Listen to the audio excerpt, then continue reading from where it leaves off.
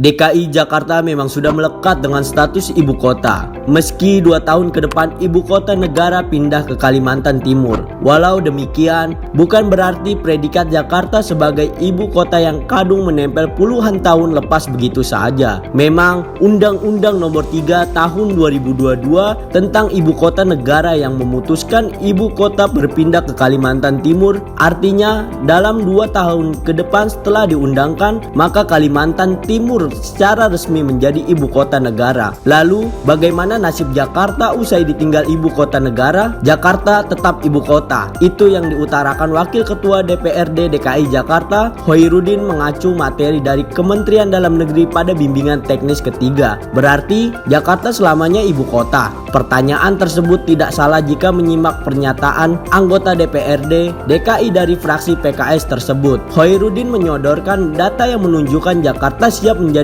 ibu kota ekonomi. Jakarta menjadi kawasan ekonomi khusus yang merupakan penjabaran baru dari keistimewaan Jakarta seusai tak lagi sebagai ibu kota negara. Belum lagi, indeks pembangunan manusia di Jakarta pun menempati urutan tertinggi dari seluruh provinsi.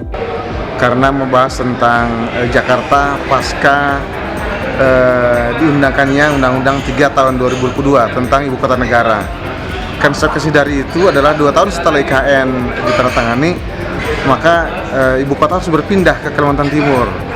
Kalau gitu Jakarta kekhususannya menjadi menarik untuk dibahas dalam BIMTEK kali ini, dan tadi sangat hidup.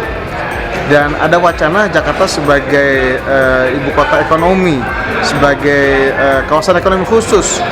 Juga di sini indeks pembangunan manusianya tertinggi seluruh provinsi. Artinya SDM kita sangat siap untuk menjadikan Jakarta sebagai ibu kota khusus yang dibilang ekonomi ya.